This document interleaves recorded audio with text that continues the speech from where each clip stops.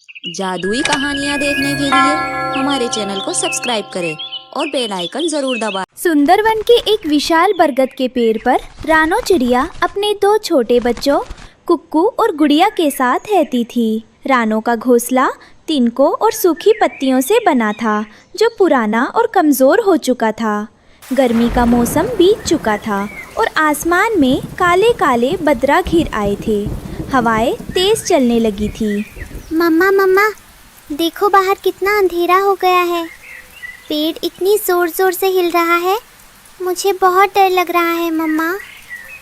मम्मा, हमारे घोंसले से तो छत की पत्तियां उड़ रही है। पानी की ठंडी ठंडी बूंदें मेरे ऊपर गिर रही है। मुझे ठिठुरन हो रही है मम्मा। घबराओ मत मेरे बच्चों, जब तक तुम्हारी मम्मा तुम्हारे पास है तुम्हें कुछ नहीं होगा। आओ दोनों मेरे पंखों के नीचे छुप जाओ। बस ये बारिश थम जाए, फिर सब ठीक हो जाएगा। लेकिन किस्मत को कुछ और ही मंजूर था। अचानक एक भयंकर तूफानी हवा का झोंका आया और बरगद की वो डाल जिस पर रानो का घोंसला था जोर से हिली। रानो का तिनके का घोंसला हवा में उड़कर दूर जा गिरा और पूरी तरह नष्ट हो गया। हे भगवान, मेरा घोंसला, मेरे बच्चों का आशियाना। रानो किसी तरह अपने बच्चों को लेकर उड़ती हुई पास के एक घने नीम के पेड़ की टहनी पर बैठी। तीनों पूरी तरह भीग चुके थे और ठंड से कांप रहे थे। नीम के पेड़ के ठीक सामने एक पक्का और बड़ा लकड़ी का घोंसला था, जो कालू कौवे और उसकी पत्नी गोरी कौवी का था। बारिश से बचने के लिए रानो अपने रोते हुए बच्चों को लेकर कालू के घोंसले के पर पहुंची। कालू भैया, गोरी बहन, दरवाज़ा खोलो, बाहर बहुत तेज़ बारिश हो रही है। मेरा घोंसला हवा में उड़ गया। मेरे छोटे छोटे बच्चे ठंड से जमा जा रहे हैं। कृपया आज रात हमें अपने घोंसले के कोने में शरण दे दो। सुबह होते ही हम चले जाएंगे। घोंसले का दरवाज़ा खुलता है। कालू और गोरी बाहर आते हैं। अरे वाह रानो, बड़ी आसानी से कह दिया कि कोने में रहने दो। ये हमारा पक्का घोंसला है, कोई धर्मशाला नहीं है। तुम भीगे हुए पंखों से अंदर आओगी तो हमारा घोंसला भी गंदा और गीला हो जाएगा। हाँ, सही कह रही है गोरी। रानो, जब मौसम अच्छा था तब तो बड़ी मेहनत का नाटक करती थी। अब घोंसला टूट गया तो हमारे पास चली आई। भागो यहाँ से, हम अपने घोंसले में किसी मुफ्त खोर को जगह नहीं देंगे। भैया, मुझे अपने लिए कुछ नहीं चाहिए, बस मेरे मासूम बच्चों पर दया करो। देखो, गुड़िया ठंड से कांप रहा है। अगर ये पूरी रात बारिश में रहा तो बीमार पड़ जाएगा। हमें इससे क्या लेना देना। अपने बच्चों को संभालना तुम्हारी जिम्मेदारी है, हमारी नहीं। चलो हटो यहाँ से, वरना धक्का देकर नीचे गिरा दूंगा। कालू कड़क आवाज में दरवाज़ा जोर से बंद कर देता है। मामा, क्या हम पूरी रात इसी तरह बारिश में भीगते रहेंगे? क्या हमारे पास कभी अपना प्यारा घर नहीं होगा? धैर्य रखो मेरे बच्चे। इंसान हो या पक्षी, जब सब दरवाजे बंद हो जाते हैं तब ईश्वर कोई ना कोई रास्ता ज़रूर दिखाता है। रानो अपने दोनों बच्चों को अपनी छाती से लिपटाकर एक बड़े पत्ते के नीचे बैठ गई, ताकि बारिश का सीधा पानी उन पर ना पड़े। वो पूरी रात जागी रही और भगवान से प्रार्थना करती रही। तभी आधी रात के समय आसमान से एक दिव्य रोशनी चमकी। हल्की हल्की खुशबू पूरे जंगल में फैल गई। रोशनी के बीच से जंगल की परी प्रकट हुई। रानो, ओ दयालु रानो। अरे, ये अद्भुत रोशनी कैसी? आप कौन है देवी? मैं इस सुंदर वन की रक्षक परी हूँ रानो। मैं काफी देर से तुम्हारी सहनशीलता, तुम्हारा बच्चों के प्रति प्रेम और कालू का अन्याय देख रही थी। तुमने इतने संकट में भी हिम्मत नहीं हारी और ईश्वर पर विश्वास रखा। परी माँ, मुझे अपने दुखों का गम नहीं है, बस मेरे बच्चे बेघर गए हैं। अगर एक सुरक्षित छत मिल जाए तो मेरी तपस्या स्टिफ हो जाएगी। तुम्हारा दिल सोने जैसा शुद्ध है रानो। जो दूसरों का बुरा नहीं सोचता, ईश्वर उसका कभी बुरा नहीं होने देते। मैं तुम्हारी सरलता से बहुत प्रसन्न हूँ। मैं तुम्हें एक ऐसा उपहार देने आई हूँ जो इस जंगल में आज तक किसी पक्षी को नहीं मिला। जंगल की परी ने अपनी जादुई छड़ी निकाली और हवा में घुमाई। छड़ी के सिरे से नीली और सुनहरी किरणें निकलने लगीं। आबरा का डाबरा, हे प्रकृति की शक्तियों, रानो की निस्वार्थ ममता का फल इसे प्रदान करो। एक ऐसा आशियाना निर्मित हो जो कभी न टूटे। देखते ही देखते जहाँ रानो का पुराना घोंसला था वहाँ एक अद्भुत चमत्कार हुआ। शुद्ध सोने की ईंटें, सोने की बारीक टहनियाँ और हीरे मोतियों से जरा हुआ एक शानदार महल जैसा घोंसला बनने लगा। घोंसले की छत सोने की थी, जिसकी खिड़कियाँ हीरों की तरह चमक रही थी। अंदर मुलायम रेशम के बिस्तर बिछे हुए थे और सूखे मेवों व मीठे पानी से भरे बर्तन रखे हुए थे। मम्मा, मम्मा, देखो वो क्या है? वो सूरज की तरह चमकता हुआ क्या बन गया है? वाह मम्मा, ये तो बहुत सुंदर है। क्या ये कोई खिलौना है? ये कोई खिलौना नहीं है प्यारे बच्चों, ये तुम्हारा नया घर है, सोने का घर। इस घर पर ना तो तूफान का असर होगा, ना बारिश का, और ना ही कोई दुश्मनाना ताकत इसे नुकसान पहुंचा पाएगी। ये हमेशा चमचमाता रहेगा। परी माँ, आपका बहुत बहुत धन्यवाद। आपने मेरे बच्चों को जीवन दान दे दिया। मैं इस उपकार को कभी नहीं भूलूंगी। ये तुम्हारे अच्छे कर्मों का फल है रानो। खुश रहो और हमेशा की तरह दयालु बनी रहो। परी गायब हो जाती। सुबह हुई, बारिश रुक चुकी थी और सूरज की पहली किरण जब रानो के सोने के घर पर पड़ी तो उसकी चमक से पूरा सुंदरवन जगमगा उठा। जंगल के सभी पक्षी, तोते, कबूतर, मैना और हाथी उस सोने के घर को देखने जमा हो गए। अरे वाह, ऐसा सुंदर घर तो पूरे जंगल में क्या पूरे राज्य में नहीं है। रानो, तुम सचमुच बहुत भाग्यशाली हो। हाँ रानो बहन, तुम कितनी मेहनती और अच्छी हो। भगवान ने तुम्हें तुम्हारी भलाई का सही इनाम दिया है। जंगल के सभी पक्षी रानो को बधाई दे रहे थे। तभी कालू कौवा और गोरी कौवी अपने घोंसले से बाहर आए। सोने के घर की जगमगाहट देखकर उनकी आंखें चौंधिया गई। अरे कालू, जरा अपनी आंखें पोंछ कर देखो, ये रानो का घर है या कोई खजाना? कल रात तक तो ये भीख मांग रही थी और आज सोने के महल में बैठी है। ये कैसे हो सकता है? एक मामूली चिड़िया के पास इतना सोना कहाँ से आया? जरूर इसने कोई काला जादू किया है या फिर इसे कोई खजाना मिल गया है। जाओ कालू, जाकर रानो से पूछो कि उसे ये घर कैसे मिला। अगर रानो को सोने का घर मिल सकता है तो हमें क्यों नहीं? हम तो उससे बड़े और होशियार हैं। जलन के मारे कालू कौवा अपनी दुष्टता छिपाकर रानो के सोने के घर के पास पहुंचा। उसने देखा कि रानो अपने बच्चों को सोने के बर्तन में से मीठे मेवे खिला रही थी। अरे रानो बहन, राम राम। सुबह सुबह कितनी सुंदर लग रही हो तुम और तुम्हारे बच्चे। अरे वाह, ये घर तो बहुत ही कमाल का है। नमस्ते कालू भैया, कहिए सुबह सुबह कैसे आना हुआ? बस बहन, कल रात मुझे बहुत चिंता हो रही थी तुम लोगों की। बारिश इतनी तेज थी कि मैं दरवाजा नहीं खोल सका, वरना मैं तो तुम्हें अंदर ही बुलाने वाला था। मुझे माफ कर देना बहन। वैसे ये सोने का घर तुम्हें मिला कैसे? कोई गुप्त खजाना मिला क्या? नहीं भैया, कोई खजाना नहीं, ये तो जंगल की परी का आशीर्वाद है।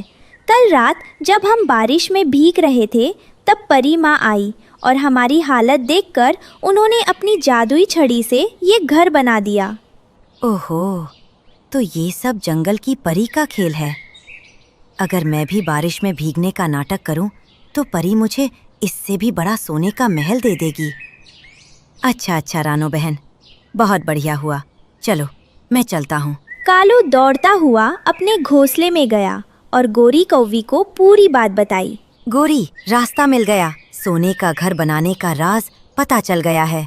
जल्दी बताओ कालू, क्या राज है? रानो को वो घर जंगल की परी ने दिया था जब वो बारिश में रो रही थी। अब हम भी वही करेंगे। आज रात हम अपने पक्के घोंसले को खुद ही तोड़ देंगे और पेड़ की टहनी पर बैठकर रोने का नाटक करेंगे। जब परी आएगी तो हम उससे रानो से भी बड़ा 2 मंजिला सोने का महल मांग लेंगे। वाह कालू, क्या दिमाग पाया है तुमने। लेकिन क्या हमें अपना सुंदर लकड़ी का घोंसला सचमुच तोड़ना पड़ेगा? अरे पगली, लकड़ी के घोंसले की क्या कीमत जब हमें सोने का महल मिलने वाला हो। चलो जल्दी से इसे तोड़ना शुरू करो।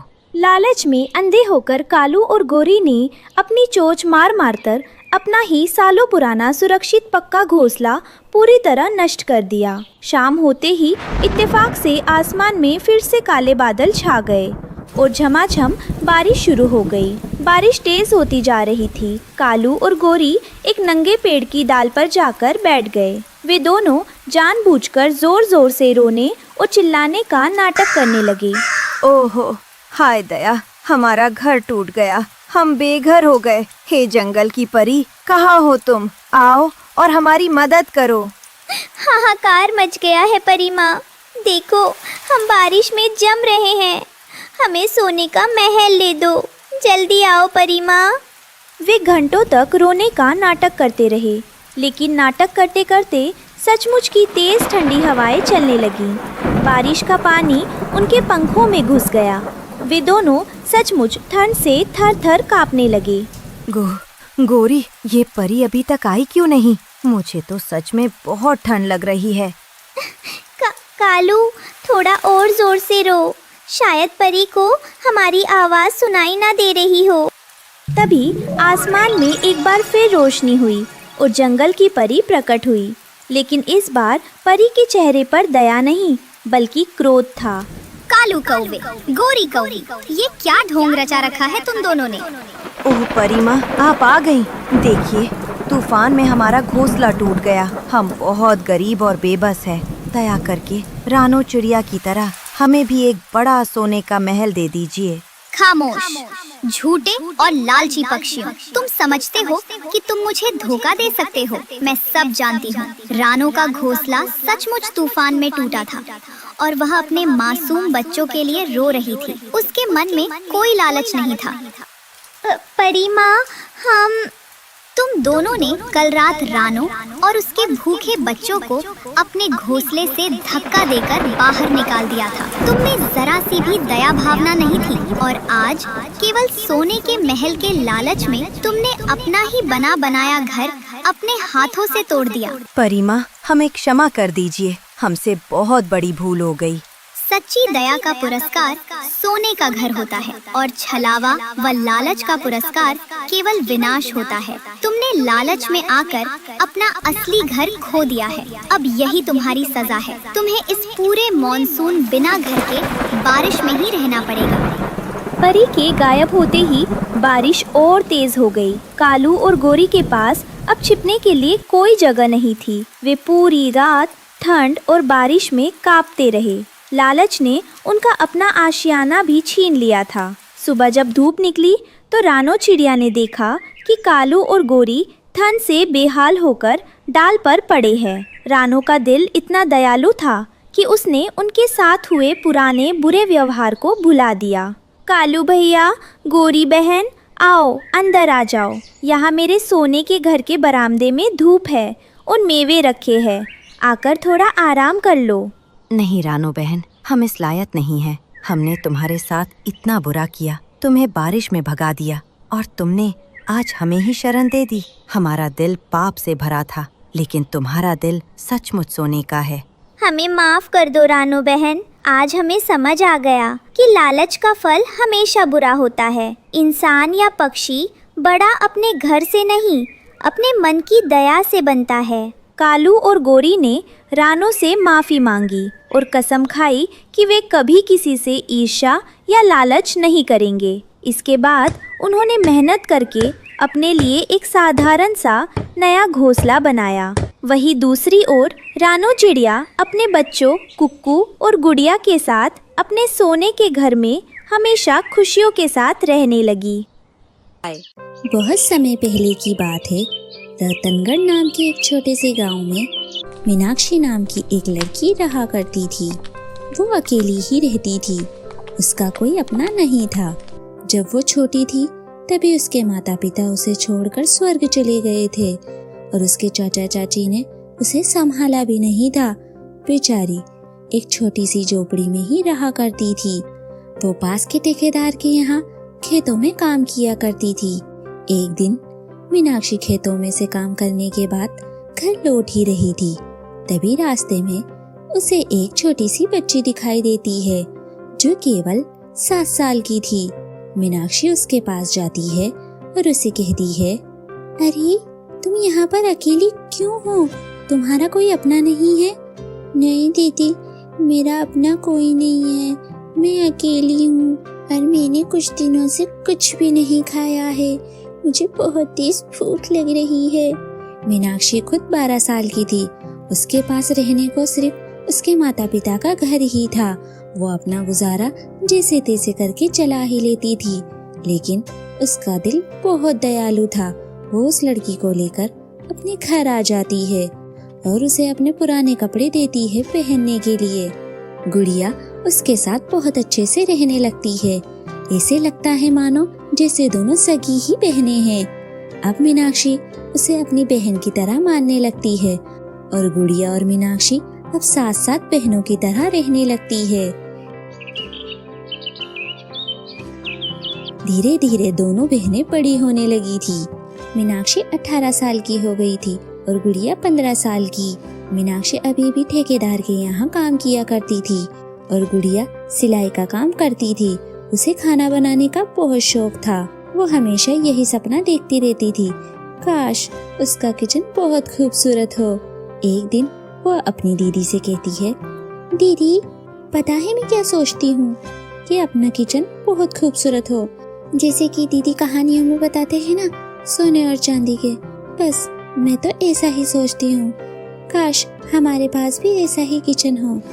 अरे गुड़िया, वैसे तो सपना देखना कोई बुरी बात नहीं है, लेकिन कभी कभी सपने सच नहीं होते, वो सिर्फ एक कल्पना होती है। अरे दीदी आप क्या ही समझो। अच्छा चल ठीक है, तू कहती है तो मान ही लेती हूँ। ऐसे ही दोनों बहनें आपस में मिलजुल कर रहा करती थी। एक दिन की बात है, दोनों बहनें ठेकेदार के यहाँ खेती करने के बाद घर लौट रही थी। तभी रास्ते में उन्हें एक बूढ़ी औरत दिखाई देती है। वो बहुत ही ज्यादा जख्मी हालत में थी। उसका पैर पूरी तरीके से घायल था। दोनों बहनें उस बूढ़ी औरत को अपने घर लेके आ जाती है और उसकी खूब सेवा करती है और उसे खाना भी खिलाती है।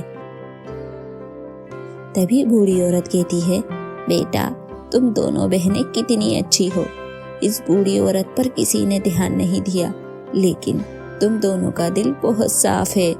अरे माँ जी, आप कैसी बातें कर रही है? ये तो हमारा सौभाग्य है जो आपकी हम मदद कर पाए। वो बूढ़ी औरत दोनों बहनों से बहुत खुश थी और वो अपने असली रूप में आ जाती है। वो एक जादूगरनी थी और उसे अलग अलग तरीके के जादू करना आते थे। साथ ही साथ उसे खाना बनाने का भी बहुत शौक था। वो दोनों बहनों की मन की बात जानती थी, इसीलिए वो उनकी मदद करने के लिए ही आई थी। दोनों बहनें बुढ़िया के असली रूप को देखकर चौंक जाती है। तभी जादूगरनी कहती है, अरे तुम मुझसे डरो मत, मैं तुम्हें कुछ देना चाहती हूँ। मैं सिर्फ उन्हीं लोगों की मदद करती हूँ जिनका दिल साफ और नेक हो, और तुमने मेरी मदद की। ये लो, ये एक जादुई किताब है। इसमें 2 सोने और चांदी की चाबियां रखी है, जिसे तुम अपने किचन के दरवाजे पे लगाओगी, तब तुम्हें पता चलेगा कि आखिर इसका क्या कमाल है। गुड़िया को बिल्कुल भी सब्र नहीं हो रहा था। जादूगरनी के जाने के बाद गुड़िया उस चाबी को अपने रसोई घर में लगा लेती है। तभी अचानक वो साधारण सी रसोई सोने की रसोई में बदल जाती है। ये देखकर गुड़िया हैरान हो जाती है और वो अपनी बहन मीनाक्षी को बुलाती है। अरे दीदी देखो, मीना कहती थी मेरा सपना एक दिन सच होगा, और आज वो सपना सच हो ही गया। हाँ गुड़िया, मैं तो इसे मजाक ही समझ रही थी, लेकिन ये तो सच है। मानो जिससे दोनों बहनों की जिंदगी बदल ही गई थी। अगले ही दिन वो चांदी की चाबी लगाती है तो किचन चांदी की चाबी में बदल जाता है। आसपास के गांव के लोगों को जब पता चला तो सब उनके रसोई घर को देखने के लिए आए थे, और कुछ लोग तो दूर से ही जल रहे थे, लेकिन उन्हें इस बात का कोई फर्क नहीं पड़ रहा था और दोनों बहनों की जिंदगी अब हंसी खुशी से कट रही थी।